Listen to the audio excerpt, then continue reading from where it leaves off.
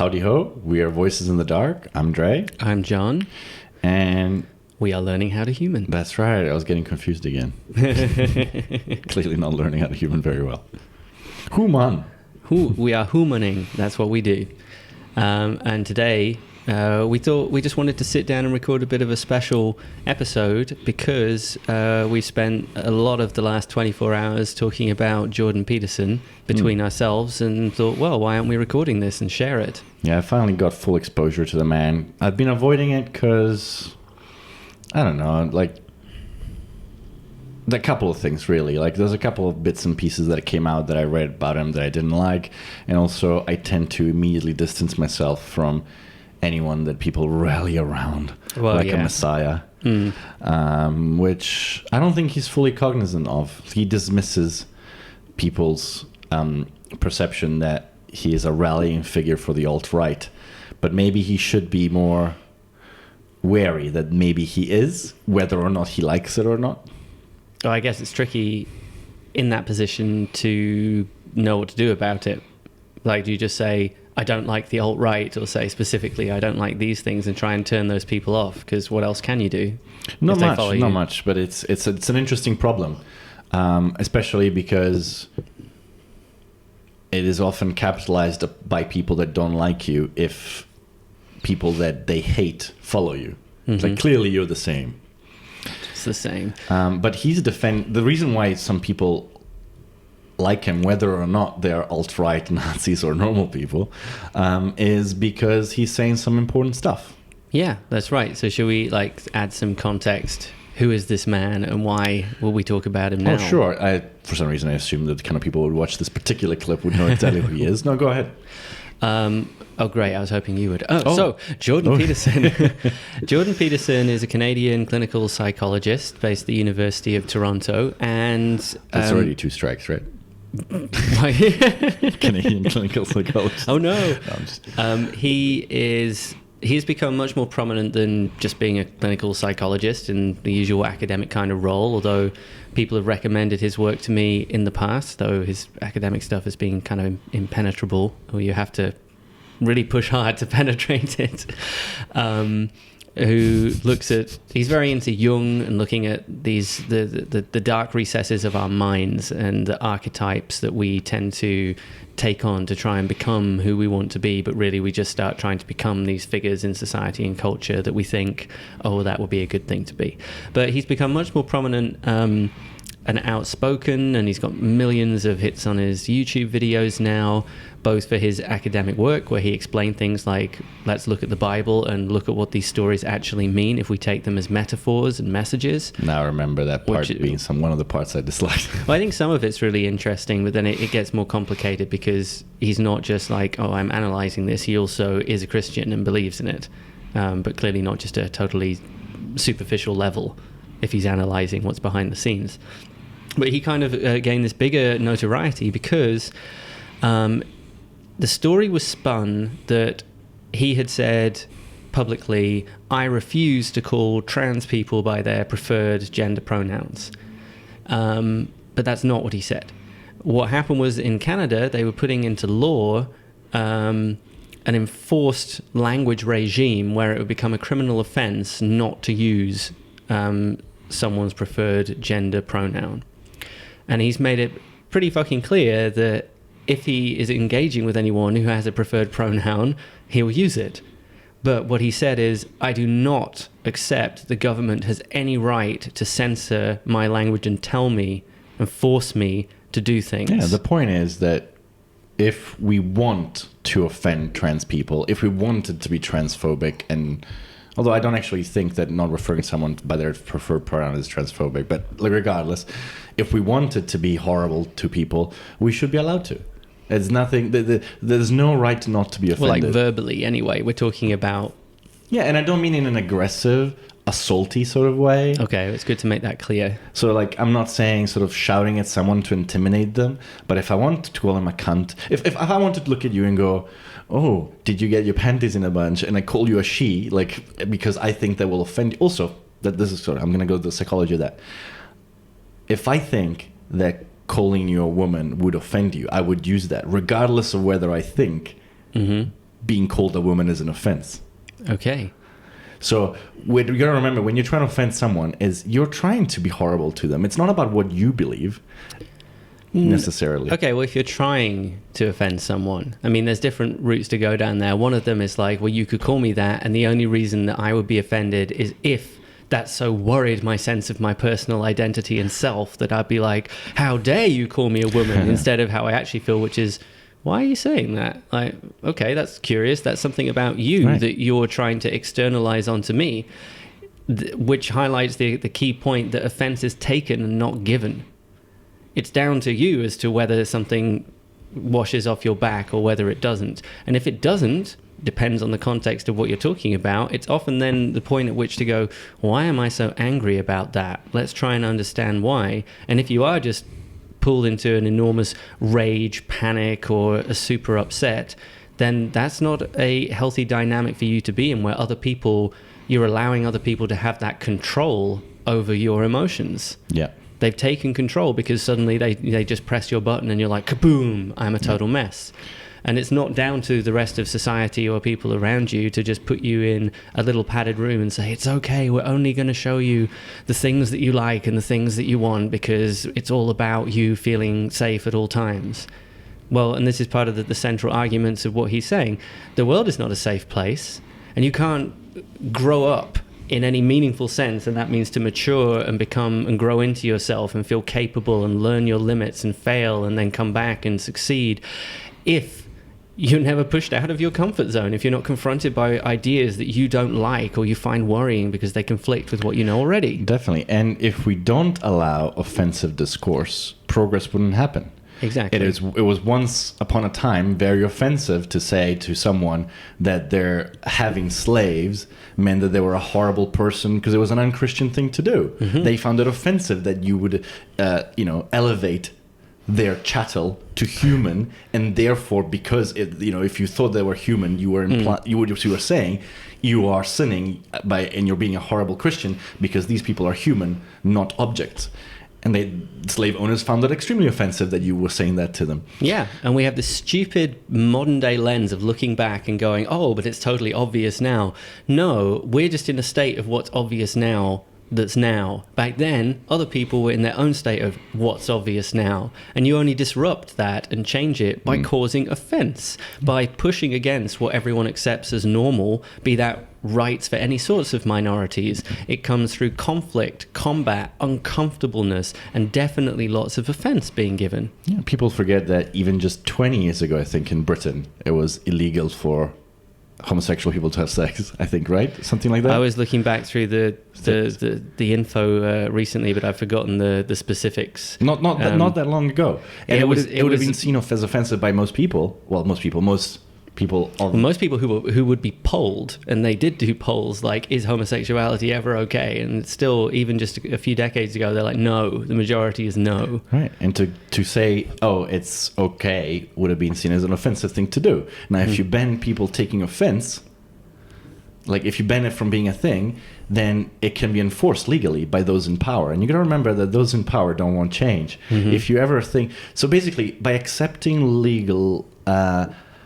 imposition of what's right to say, you have to also accept that we've reached the peak of society and it should stay exactly as it is today. Oh, it's great. It's the best. Right? Hashtag Trump. You cannot hope for better things to happen if you start censoring and banning people from saying what they think is wrong or right. And what people have been, and this was we're partly talking because there's now an infamous Channel 4 half-hour interview with Jordan Peterson by a journalist called Cathy Newman, who I haven't encountered before. I don't really watch TV news. I just saw this clip online, or the full interview. She was extremely enraged about the fact that he was comparing people who are trying to do this language policing. She kept muddying the waters throughout and saying, you're saying that trans people are like Mao? He's like, no, I'm saying that activists, part of whom are focused on this gender pronoun policing situation, are pursuing policies that philosophically are the same as those which underlay communist regimes. And as somebody, name drop myself, who's got a PhD in this subject area, he's right. As soon as you start having the state administer what is acceptable and not acceptable to say, and then having the threat of punishment over you, saying you can't say that because it doesn't fit with our vision of the society that we want, we are talking about authoritarian control. And I think a lot of people, and it actually took me until only the past few years to be able to see this more clearly myself, you think, well, if it's coming from the left, then it's a good thing and it's nice. And I even had an exchange with a friend of mine back in the day who was saying that, I can't remember which country it was, it may have been France, was trying to introduce a law to make denial of the Armenian genocide a crime. And I was like, yeah, well, I'm all for it because it happened. And it's a problem if people say that it didn't. And that there should be a strong state presence saying we are making a stand on this. He's like, well, absolutely not, because the same state or a different state could make it illegal to say that it did happen. Yeah. It's the same thing. Oh, not only that, your own research that basically shows that the numbers presented by Holocaust historians are inaccurate. Oh, that's not my research. That's just the state. But you've borrowed some of it, or not borrowed, you've quoted some of it in your own book, or was looking into the fact that the issue of the 6 million number, 6 million Jews died in the Holocaust. The numbers that we have do not add up to 6 million. Even it takes a lot of kind of straining and twisting and trying to include people who aren't Jews, or it's very complicated and very controversial, so it would be hard to get into now in a way where I can say clearly. Yeah. But the point is though that it's now seen as unacceptable to say even mildly, actually, that doesn't quite add up. That sounds you're saying it didn't happen. As if saying it was only 4 million makes the Holocaust okay, which, In fact, this is such a contentious point that there's a book by Donald Bloxham, who's an authority on genocides in general, and he kind of wrote in a foreword to it, or the preface, saying, it really shouldn't be necessary for me to say, but it seems like in the current world and way people react, it is, that by trying to analyze and explain how these things happened is not the same as condoning it or saying that it's okay. So, but if you put a law such as denying the Armenian genocide, or denying, which the Austrians have, if you deny the Holocaust, you go to jail law, right? Yeah, that's what happened to David Irving. Would technically that research count? So if that research had been done by your friend in Austria, could he have been sent to jail? As a denier, because technically you're denying it happened as if the official version of the film, it's a form of denial in a way. Technically, the law could be then applied to even questioning some of the paradigm of what is accepted truth. Mm-hmm. Well, it's not his research. That's simply, if you look at the research from all of these different places across the continent where deaths happened, then it is very hard to try and make those numbers end up at 6 million. But even just making that observation, Well, maybe, it's, oh my God, why are we talking about the Holocaust? Okay, so if you see, there's a film called Denial, which is not really a good movie in various ways, but it is a dramatization of the first trial of David Irving in British courts, which was actually just a libel case where another historian had written mean things about him in her book, saying that he was a falsifier of history, essentially. And because of this, he took her to court, and I can't remember her name right now. He took her to court, big female American historian who's very famous and influential. But what happened in the trial, because her defense couldn't really say, no, you didn't call him bad names, because she did in print. Instead, it became a trial as to, did the Holocaust happen or not? That they wanted to show that, no, she could say those things, that he was falsifying or denying history, because the Holocaust happened. And suddenly, at the core of the film and the actual events, is this weird moment where you're confronted with the fact that everybody knows it happened, but how do we prove that it happened? and you could bring in survivors and their testimonies, but is that enough? Is that convincing? Can you say, like, one of the key things is, were there gas chambers at Auschwitz for killing people? Remarkably hard to prove categorically, because it's in ruins. Most of the documents related to it are don't exist, or they're ambiguous. And you can make other claims about, okay, it was a labor camp where people were being worked in terrible conditions to death often. So maybe these rooms that are called gas chambers are where they put the bodies, or it was a delousing facility, and that's why there's traces of certain gas in there. And you're faced with this, oh shit, now we actually have to prove this thing. Right. It's like a criminal trial in a sense, like you have to prove it beyond reasonable doubt, right? It's that kind of a thing. Sorry, we've moved off Jordan Peterson briefly. Well, this is the point is about the nature of, if you try and lay down by law what people can and can't say, then what that means is that if you are questioning the orthodoxy of what is, then you are branded a criminal, potentially, or at least a disturbing element. And it's so easy to jump from thinking, oh, freedom of speech is really important, to going, except when I don't like what you say, ban this sick filth. Because it always escalates to, you go back and forth, should this be banned, should this not, this is unacceptable, it's hateful, it's hate speech, it could incite violence, to who gets to decide? And the answer is always only me. Yeah. You're like, because you think that you see it more clearly than other people. Or you assume that everybody else you like that is a good person also thinks the way you do, which is not the case, hardly ever. I think that anytime something like this pops up, there should be like a high level of government office of some kind, like a supreme judge or some kind of rules that the money that is going to be wasted on making such weird laws just gets put into education.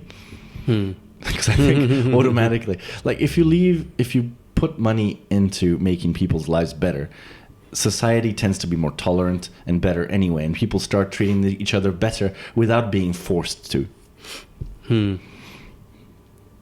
I think we will naturally get to a point where language and our understanding of what a trans person goes through mean that we apply some level of sort of understanding towards it, but telling people yes or no, it might take a few generations. The idea to force people that haven't been brought up in it to suddenly adopt, on pain of criminal charges, language that they don't understand nor relate to because they were told that it wasn't a thing until they were 30. Like, it's not going to work out well for anyone. All you do is get backlash, and you will make people band together that wouldn't necessarily band together. You'll drive normal, like, kind of averagey on the fence people to band together with, white supremacists. And then you get things like Brexit and Trump. People band together out of knee-jerk reaction of being forced to move along at a faster cultural pace than they possibly want. Yeah, that's how it spills out, that you get enough people who are frustrated enough that feel that they don't have an outlet for their views, or they don't see people in the public sphere saying what they think, so they go for the closest thing they can find, which is the extreme. Yeah. Like, well, some of what he says makes sense. They also don't want to be forced to do that. No. No, but their motivation is slightly different from yours, but... So when it comes to, like, Jordan Peterson as a prime example, I certainly don't agree with everything he says.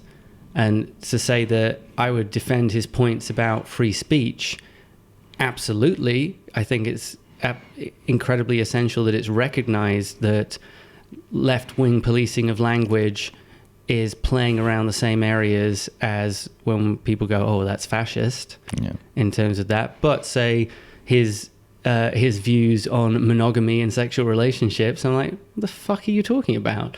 But he thinks that, say, sex should never be without consequences, which sounded in the context of the conversation he was having as though you shouldn't use birth control, for one thing. They were talking about the pill, partly.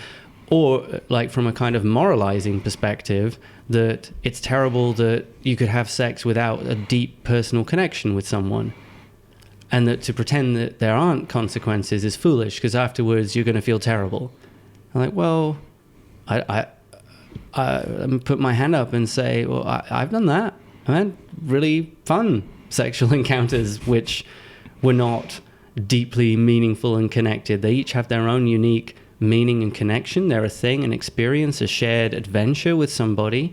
But to think that it has to be only within the context of a deep single person relationship with the idea of making a life and family together, and if not, you're just a broken person. Well, insane. He's misapplying two things there. One, his own personal perception of the sanctity of that thing. To him, it is probably a very intimate thing, not to like a sacred thing. You know, and he's a Christian, so it would be.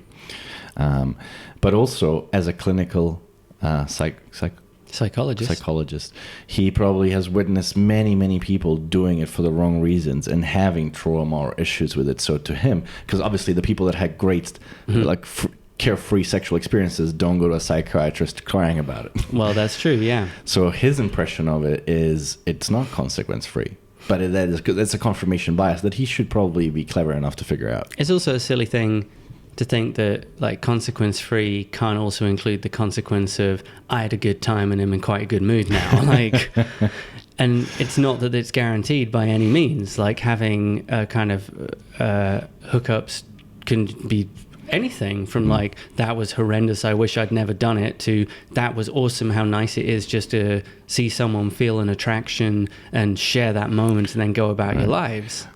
Or that even if he was right, that it's not an intrinsic property of that behavior or thing, but it is a result of how society treats sex. Yes. So that it could be consequence-free for everybody, potentially, if we were brought up in a way that it wasn't stigmatized. So like to impose and kind of want society to veer towards monogamy because it's what worked best based on the mistakes that we've made seems misguided. Yeah, and the reason that I brought that up is to say, even with somebody that I am prepared to defend on numerous points, simply saying I agree with Jordan Peterson about X doesn't mean I agree with Jordan Peterson about everything. And this is one of the mistakes that so many people make, that you think if you're prepared to... I put it this way, just because I say ABC doesn't mean I mean XYZ. But that is how people often think, that say in a political sense, because in America you might be for gun control, therefore you're also for this whole package of other things. See, but that's also kind of where things break down. So on principle, I agree with Jordan Peterson's framework. Irrespective of what I think about his actual ideas beyond that. His way to decide what is right, or to try to analyze it and come up to your own conclusions, and to have intelligent discourse about those ideas with others, is a good one. But it's not how people work. It is not how people think. And to get upset that people don't want to play your game, you know, you're trying to play checkers with them or chess, and they're playing Monopoly and being like, but that's not how the pieces move.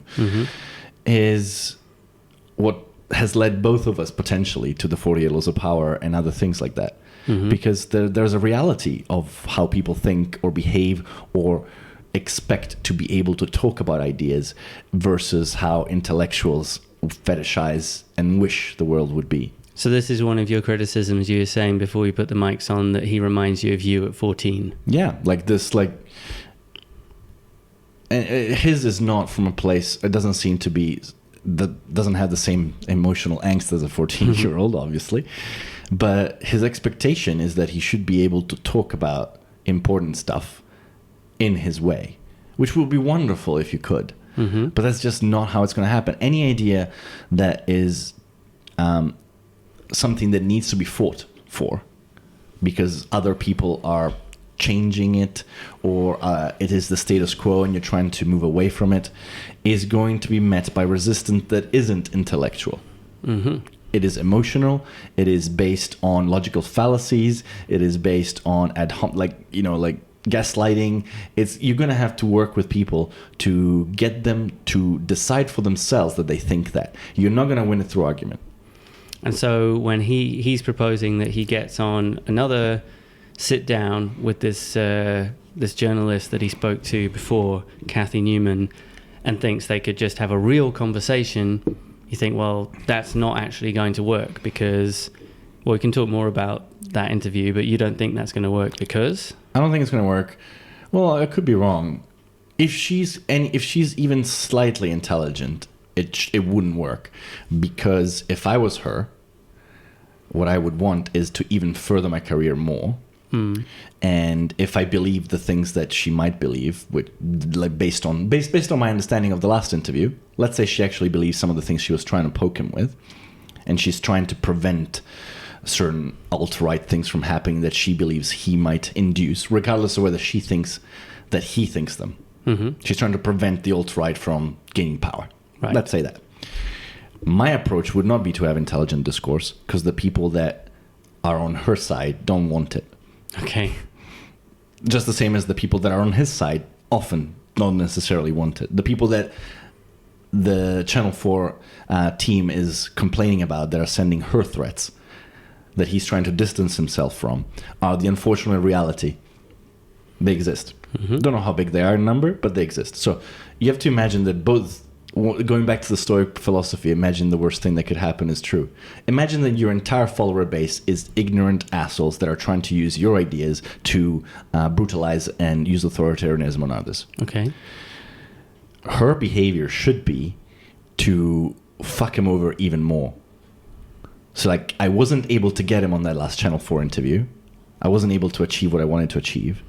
I need to make him say something that he will actually have to apologize for or retract on, or will, screw over his book sales. It will persecute him. And I would go and like spend a lot of money on getting researchers and people cleverer than I am to find the best way to trip him up. Right.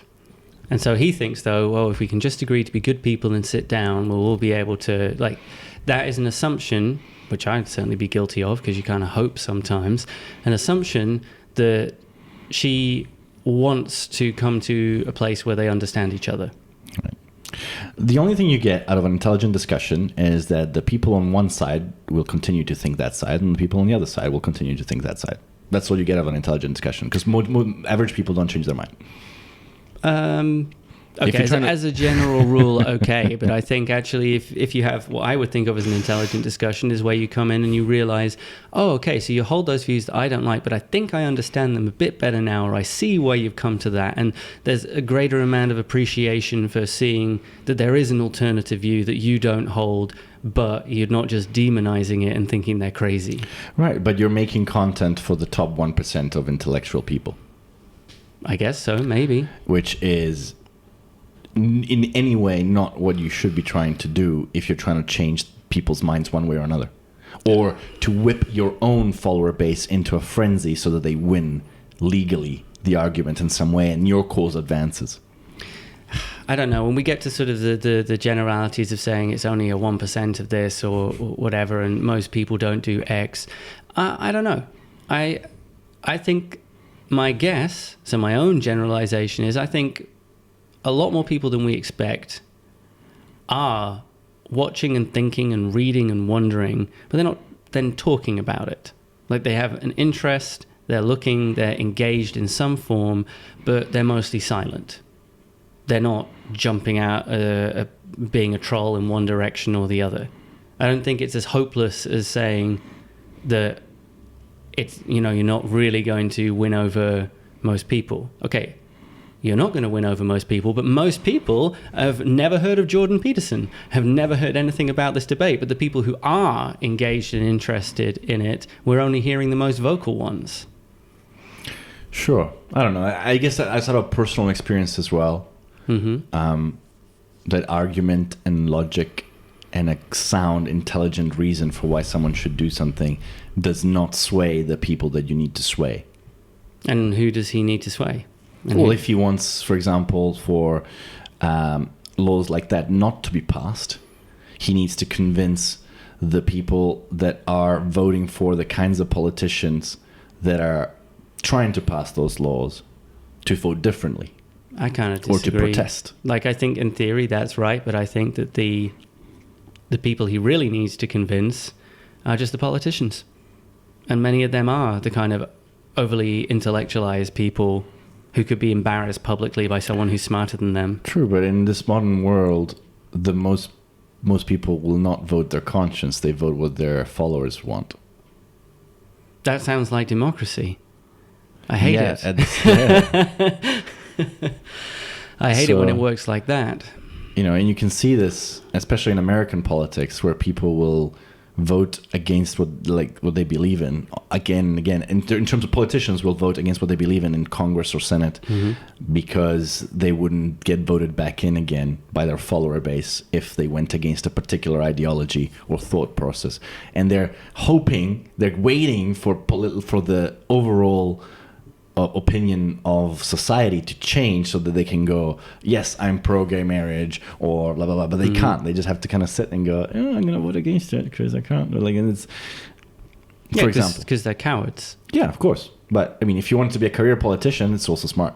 Yeah, well, if you want to be a career politician, you're a coward, basically. I mean, so that's part of the job description at this point, that if the general approach is not...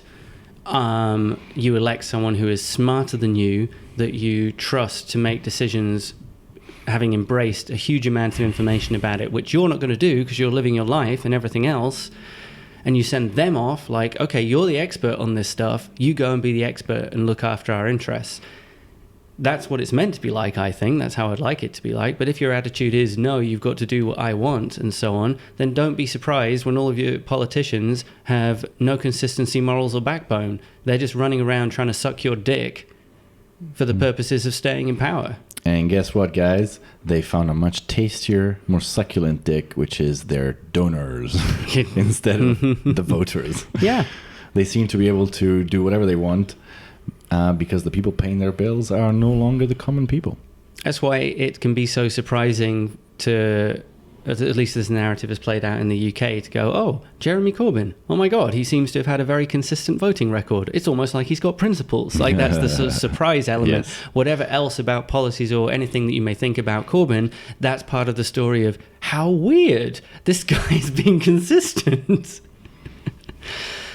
So... I'm still thinking about the Holocaust. Really wish you hadn't brought that up.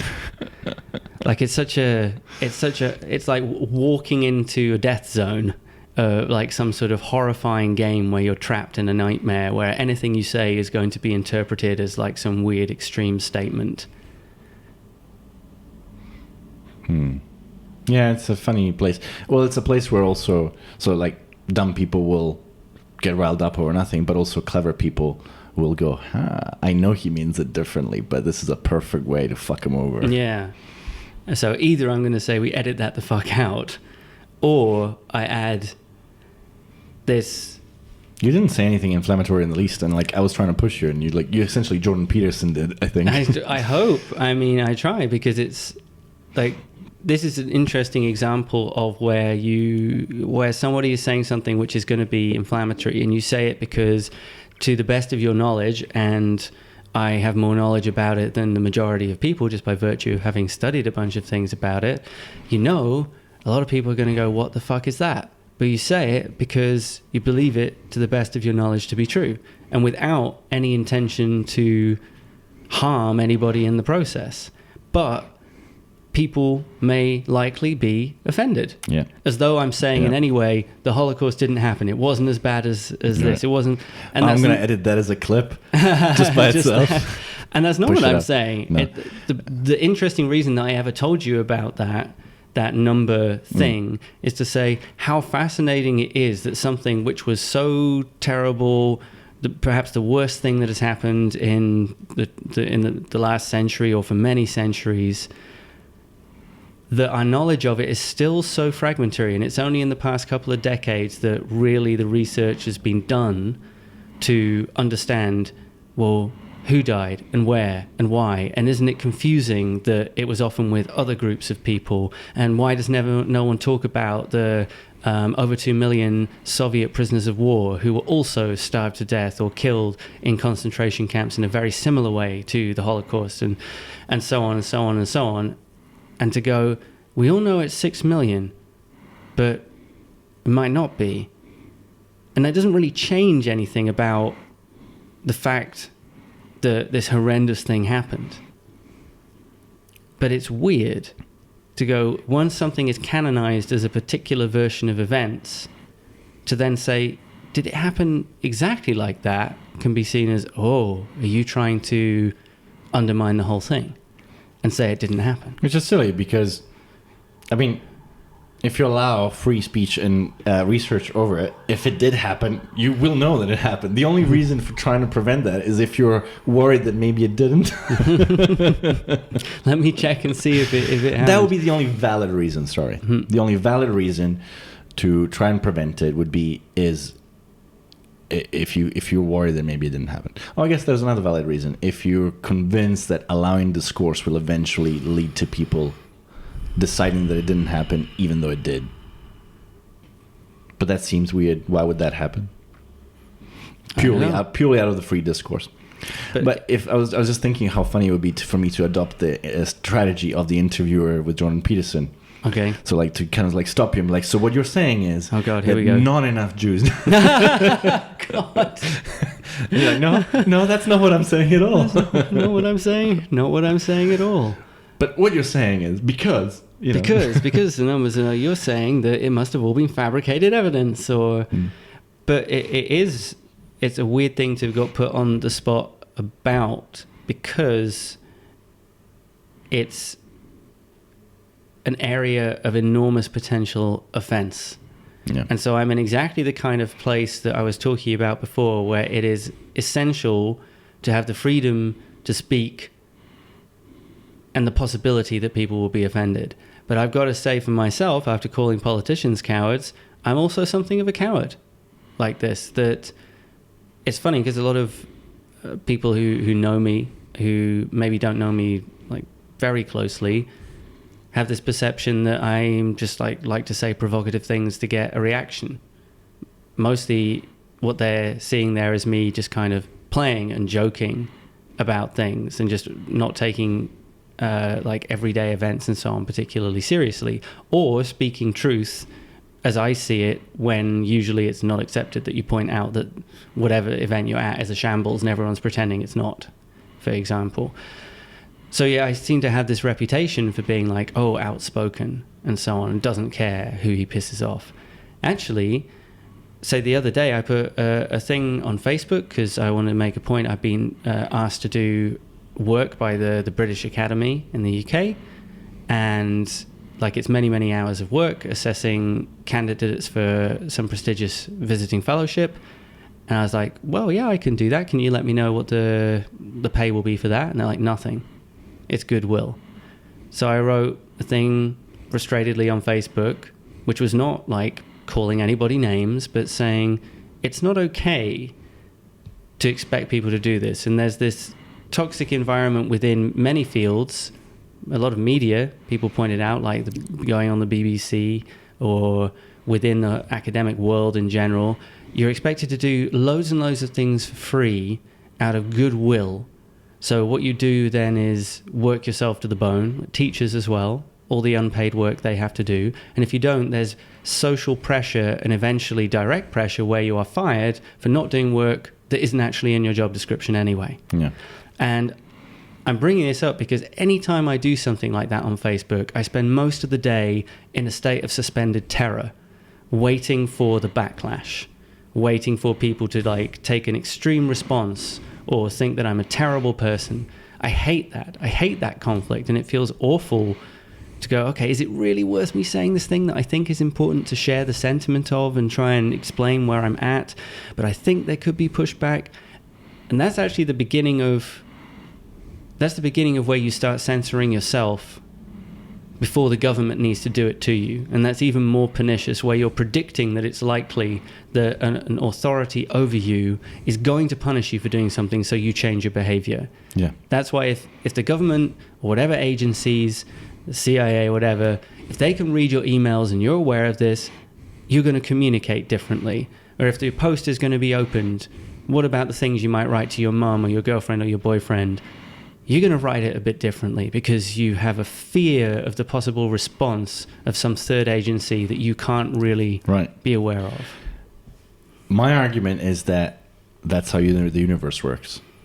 That's what? That's how the universe works. That's how life works. And at an intrinsic level, maybe that's how it should work. The idea is that we live in a series of bubbles that have been reached by equilibrium. If you want to upset the equilibrium, you have to poke the bubble. It's a force field. You have to put your hand against it and it goes bzzz, and it hurts. And it hurts. You have to push through it and break it. And only with enough energy can you break that force field and allow the energy to move from one space to another. It is part of how the system works, because by nature, everything reaches a certain equilibrium where things are steady. And that is like a marble falling to the lowest point of a curve. It gets to a place where it's hard for it to move. If you want to move it, you have to flick it out of there. It's not going to roll out anymore. Flicking the beam. So when you put something on an unsteady surface and it has free movement, it will find the lowest point. That is essentially everything everywhere at all times. Okay, so in this case, it tends to the lowest state of energy. So society has gotten to a point where certain topics or certain things have been agreed upon that everything's fine. Yeah, you don't need to open this. The moment you try to push out of that, the world pushes back. And that is part of the expected behavior. To be surprised or afraid of it maybe means that you're not the right person yet maybe to not. push that. I think it depends on the particular topic, or the audience you're speaking to. That, in fact, I was surprised, all bar one person was like, yeah, right on, that's bullshit. And the other person was just kind of going, well, okay, let me nuance this other thing. But sometimes that fear isn't justified, but it is a fear that we've learned because in a lot of cases, the world pushes back. I think what's also important for me in my own personal growth in this, that although I felt that fear and was like, I don't want to be checking Facebook all day and seeing what's going on and putting out fires, I also wrote the whole thing in a different way to how I would have just a few years ago, which would have been much more like, this is total bullshit, I hate these cunts, totally ridiculous. Instead, I wrote, and that's not because now I think they're total dickheads or anything else. I came to it with a cooler head and went, there's something really wrong about this, and I want to express it, and actually invited people to say, can you help me express this better? Because I don't think I'm articulating this the best, what the problem is with expecting endless unpaid work. Yeah. And so what is important in that change is that whilst I can come in, so if I'm the Jordan Peterson in this situation and go, well, this is what I think is wrong and I'm going to tell you why I think it. That doesn't mean that if someone now gets in touch who's a big authority on the Holocaust far more than I could ever pretend to be and says, actually, you're wrong. Here is the current data which shows these figures, which show, in fact, yes, it is 6 million or whatever other figure, then I'm more than ready to go, oh, fuck, okay, I was wrong. Well, that's the point. You're not wrong, because what you're questioning is adopting things as dogma. You're questioning the process by which we can't have discourse based upon evidence, facts, and analysis. So you can't be wrong, because that's what you're doing. You aren't saying, I know for a fact that less than 6 million happened. You're saying, based on what I've seen, we can't quite get to that number. So if someone says we can because X, Y, Z, they haven't counted you. No. They've offered you more of that information you were hoping for to get to that number. Which is great. And I think, though, to give a better spin on Jordan Peterson, if you think he's like the naive 14-year-old, I think that's also kind of his perspective that, so someone wants to come to me and contradict me with some other information. Let's find out about that. I think what he's naive to, in some respects, is thinking that other people come at him because they just hate him and want to pull him down. He knows he's got certain enemies. He calls them certain things, like particular groups of what's he called, the ultra or extreme feminists or other loose labels that he uses like that. And yet when it's specific people or this newscaster, he seems not to think that she is simply trying to do something which isn't helpful, that isn't trying to get somewhere. And to get back to the interview a little bit, you thought she was basically dumb, just really unable to understand the things he was saying. I think she was a provocateur, intentionally trying to make it appear to the audience as though he was saying extreme, inflammatory, ridiculous, offensive things. But I don't think the the two things are mutually exclusive, because I think she could have tried to do what she did in a much cleverer way, which might have actually got him, maybe. And I don't think she had quite I don't think she's used to someone of that intellect and composure. I think composure is the key thing. But he was also able to analyze her because of what he is, analyze her behavior and her motivation behind the behavior. And also he has got excellent memory, so he could quote for himself verbatim back. So he was never going, did I say that? He knew exactly what he said. And so that technique didn't work at all. He was not put in a place where he made a mistake. I don't think it was just... Well, I saw... I had never seen this woman before anyway, this reporter, but she reminds me of exactly like some other reporters, another Channel 4 one, I don't remember his name, but he's the one who did this notorious, let me go and hang out with Michael Jackson and make Michael Jackson think that he's doing a nice piece, let's find out about you, and then is basically like, he fiddles kids, motherfuckers, he fiddles kids. It's the same kind of approach where the task is clear. I have decided to go in and try and make this person look as bad as possible whilst pretending ahead of time that I'm not. It's like a classic journalistic thing. I mean, Peterson was saying after this event that I keep forgetting her name, Cathy Newman, was nice and just friendly and everything before the cameras came on. Flick, different character. It's just... That's their job, but most of them are really bad at it, because a good interviewer would have lulled him into a full sense of security and then used his own words against him if there was a chance to do so, right? Yeah. The really great interviewers are the ones that, would have gotten Michael Jackson to go, and this is the room where I fuck kids. Oh, shit. Oh, no. That, rather than, like attacking him directly. Like that's what a good interviewer does. He digs underneath and gets the truth out. Or if he's not interested in the truth, he gets an ambiguity out that will fuck the other person over. Well, that's why Louis Theroux is such a great reporter or journalist, or however we describe what he does, because he creates space in which people express more of themselves than they otherwise might, and then it leaves it to us to go, not so sure about this. But I guess, not exactly in defense of Cathy Newman, but to sort of, another perspective that I see is the way in which she spoke to him and seemed intentionally or otherwise to misrepresent his views and jump for so you think women aren't equal? Oh, so you think that women just need to go and work in the kitchen and so on?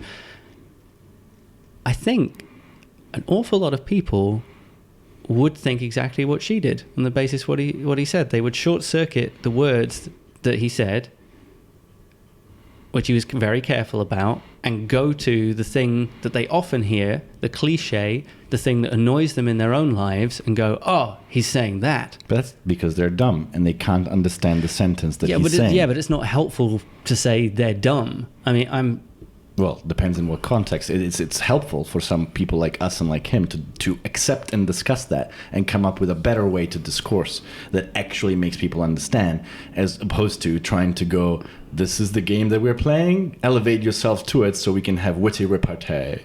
Well, I think at least one part he did manage, where she ended up speechless for a moment about the question of offence, where she said, what right have you to offend all of these people just because you think X? And he said, well, this whole interview, you've been saying things to make me uncomfortable and have said things which very likely you're hoping will offend me to get a certain reaction. What gives you the right then? But his point is, you have the right. I might not like it, but it's absolutely essential in anything that we might call a free society that you do have the right. Yeah, that got through to her somehow. I don't know if it got through to her. It caused the cognitive dissonance necessary to shut her up. Because she wanted to continue pursuing her agenda, but now she was to do so would have violated the thing that she was trying to tell him he couldn't do, which caused basically a programming error. It was like the same kind of thing that happens to robots in the third laws, like in the 3 laws of robotics in the iRobot books, where suddenly they contradict themselves and they cease to function. That's what was happening on a cognitive level. Didn't mean that she didn't want to continue to do that. Or maybe I was more optimistic and thought maybe that even if it'll take her a while for it to sink in, she realized something. Like I've had moments, I don't know if I can think of one now, where someone's like caught me in my own argument and go, well, doesn't that just mean that? And I'm like, oh no, I was wrong. And then I learned from that. Well, yeah, I guess my experience is that people don't. They double down on ignorance. Maybe, but I'm not sure that it's helpful. So your suggestion is the way that it can be useful, even if it's not particularly helpful to just say, well, they're dumb, to say, well, you're not going to convince people in this like intellectual way of things that are basically more about how they feel Yeah. So there has you to have be to a try different and way. get them to feel differently, Mm-hmm. or say things that lead them to come up with the same logical argument you'd like to tell them on their own. And maybe And if we it's not play easy. inspiring music over the background. Yeah, So like that'll- actually, you know, like could work. doing a really like catchy viral video on YouTube might help like change people's opinion. If you do it, if you have the right emotional sequence, you know, and you say people in Darfur don't have the right to free speech. They're being oppressed, blah blah blah, and you get them to a point where like they go, yeah, of course they should be able to say everything they ever want, you know, and then maybe they hold on to that when someone says something they don't like. Yeah, because it's sort of ingrained as a little thing that you pull out. Like people pull out cliches. Like you pull them out when you want to just make sense of something without really engaging your brain. Just going, well, that's the way the cookie crumbles. It's like, life sucks and then you die. Yeah. All these little sayings that are basically diffusing an emotional thing without really needing to engage with any originality in it. Or do what people like him should really do, which, I mean, this day and age, we're telling everybody that they should be a star and tell their opinion to the whole world so I they am can a change star. it. But his type of person, like the type of person that he is, works best as an advisor or as a man behind the shadows, like Illuminati style. He should be working to increase, you know, the funding of science and education in such a way that society is more, you know, freer to pursue certain intellectual pursuits, or, you know, the education of kids on a cognitive level. Like maybe promote an educational reform that teaches the frameworks that he uses to think at an early childhood level, so that, you know, if we could get even 30% of the population that wouldn't normally think like that to try and think like that, then maybe when they hear an argument like that, they go, huh, instead of going, what do I have in my operating system to deal with this? Yeah. Emotional response. Yeah, well, I think there's several problems. One is that this whole thing of his prominence and speaking has started because he was attacked. And so he's come out of this in a defensive posture against tides of, he thinks, like, extreme leftist, postmodernist, people who don't care about facts. Everything is ultimately about power relations, which is a caricature. There are people who are like that, sure, but I think it's a caricature. He also caricatures the Soviet Union, notions of other political systems. He's really, really sloppy when he starts talking about the history of communism and what it means about what we should do with our lives now, for example. And I'm sure people who know things about other fields that I don't will see similar things. Once he starts straying outside of his particular field of expertise, but speaks with the same level of I know everything, problems start appearing. But he came out fighting and came out in that defensive posture and is now counterattacking. Another problem is that he, the way in which the things that he does say reaches people, it's not even a problem if he speaks at a certain level, but he says a few things and then the newspapers are like, oh God, look at this misogynist bastard. Right. You know, so how, if people are aware, like just reading a newspaper about Jordan Peterson, what do they see? Oh, it's some sort of alt-right bastard who went on Channel 4 and said that women should all be in the kitchen. Like, well, now you've got to do extra work and go and watch it and see what you think he said. It's funny, the kind of people that actually believe that. I don't understand why you wouldn't want to share the workload amongst all people for all society. In the kitchen? No, I mean, like, people that genuinely believe that women should only be in the kitchen or that kind of thing. Like, there's so many shit jobs that traditionally men do that, like, if there was a greater proportion of females, maybe I wouldn't have to do, like, for example. Like, I don't know, like, it seems like a weird thing. It's, sometimes I'm amused by the By the peculiarities? of human beings. Mm. I feel like an outsider looking like, why do you do that? I don't understand. Like, at what point is it advantageous to do that? What are you talking about? What specifically were you thinking of? How is it not better to have women able to have any job? Oh, well, so his argument, I think... No, not on his side. He Okay. says they should be able to have any job. Whether or not they want to do it or not is different, and we shouldn't push them to do it in spite of them not wanting to do it, which is good. It's fine. So his point, just to add to that I hadn't had this phrase before and found it very useful, it's that whilst equality of opportunity, yes, we should aim towards this. Equality of outcome, meaning it's 50% men, 50% women in every possible situation. Well, why is that necessarily desirable? Because everybody is different and isn't going to want to be slotted in. Oh, we need someone else we need one more man in here. This is where affirmative action comes in. There's a couple of really good cartoons explaining the difference between equality of opportunity and equality of outcome. I think we should try to find them to include them in the notes. It's quite funny and quite visually like, oh, okay, I get it. But yeah, but ultimately it's quite interesting because he was quite adamant in terms of statistics that it's not desirable to push for it to happen. And it's not desirable to push for it to happen in a legal kind of way, like let's get more women engineers whether they want to or not. Yeah. But you can, and I think it seemed to me that he believes that intrinsically women will choose nursing over engineering on average, as opposed to in current society because of what's happened before. Although he referenced permissive societies like Nordic countries, implying that because they're so permissive that we're seeing a true outcome of unbiased choice. I did find that unlikely. I find that unlikely because I've, as much as on paper they might look better than America in terms of how free and, like open Nordic societies are, ultimately I've talked to a few people from those countries, and the people there can be extremely racist and sexist, just as with any other country. So you can't remove a history of society from people just because recently laws have changed. So if we continue down this path, it'll be interesting to see if in 100 years there isn't more male nurses and more female engineers. Right now, this isn't the case. But to argue that we shouldn't encourage it indirectly by trying to excite little girls at school about performing well in engineering and the STEM fields, which often they're discouraged to do.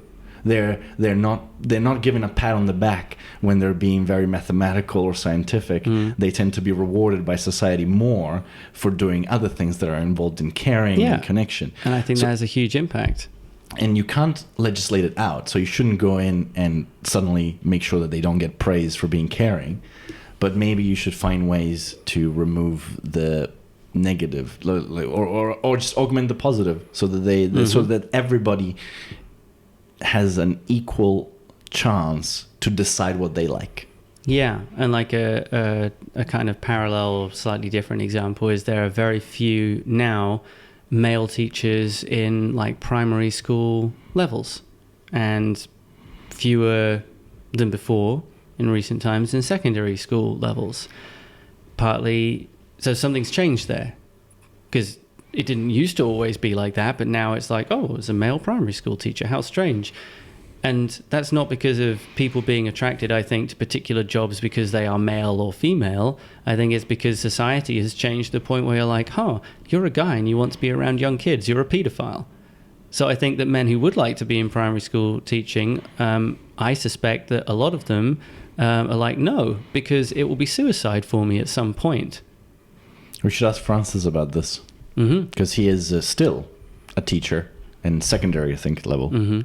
It's a bit safer from repercussions.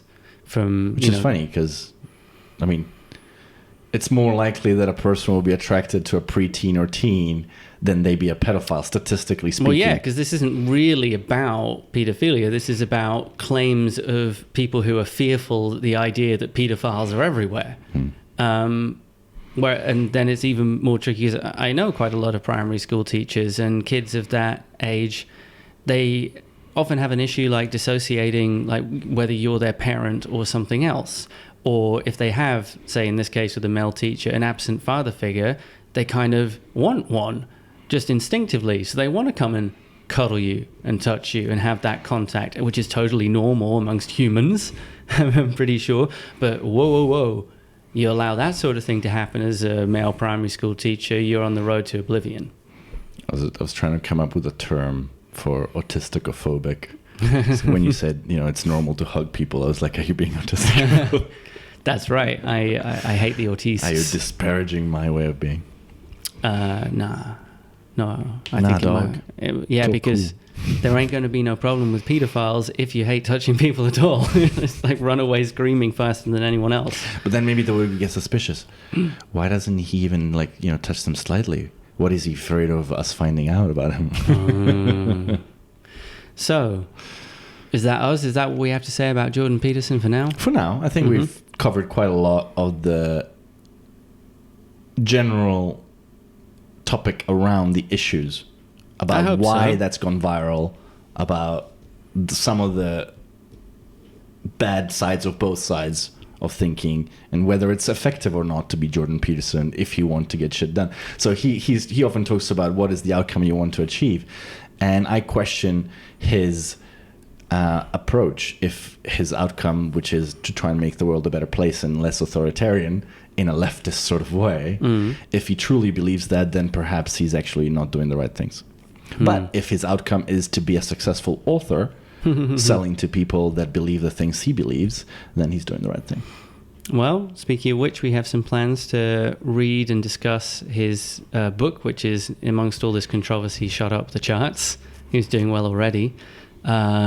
Which I think it's like 12 Rules for Life, but I'm just going to double check on the interwebs. Sounds like it would play quite well as a 12-episode series. Exactly. We love Boom. 12 Rules for Serialized Life. content, motherfuckers. That's what we do. 12 Rules for Life, an antidote to chaos. Done. Let's do it. Okay, we've committed. We haven't committed genocide, but we've committed to creating this book. I don't think genocide yet. Look, I find it hard enough to get up in the morning, make my coffee. Do you think I've got time for that? It does take a lot of motivation. Yeah. Well, who knows when this is coming out and whatever, in a recent Stoicism by the time episode. this comes out, we might have committed genocide. We might have committed genocide, but you were talking about committing genocide on a bicycle. I mean, it seems to be on your mind. I don't think that's the most practical vehicle. So this is just a weird segue. So when people talk about, so hippie people talk about how politicians should take psychedelics because then they'll realize how we're all connected. I will quite openly admit that at least on one occasion, I have had thoughts of how the world would be better if I eliminated all humans from the planet whilst taking psychedelics, and that maybe that was my calling. So no, hippie people. What you see during psychedelics is the thoughts that you have deep inside. If you give them to Trump, there's a good chance that he will wake up and decide that, just like he thought, bombing North Korea is a good idea. The best. The best idea. Not necessarily, I mean, it might connect him with empathy, and that could cause a cognitive dissonance that leads him to certain growth, but it's not a given. What I'm interested in with this Peterson book is that it's meant to be a practical guide for making change in your own life, which maybe we'll find out is more along the lines of the thing that you were saying he needs to do, which is find a way to communicate with people in a language that they can understand, that is meaningful to them at an experiential, emotional level. We'll see. Cool. I think, instead of his book, they should publish a book about jokes under Stalin. Yeah, and if only there was someone that had written one that was awaiting publication. If only there was, and who didn't, deny the Holocaust, which is another... I'm sure it's that my comments are simply going to be greeted with a wave of indifference. So, onwards and upwards. So on that, surfing that wave of indifference, please be silly, be kind, and be weird.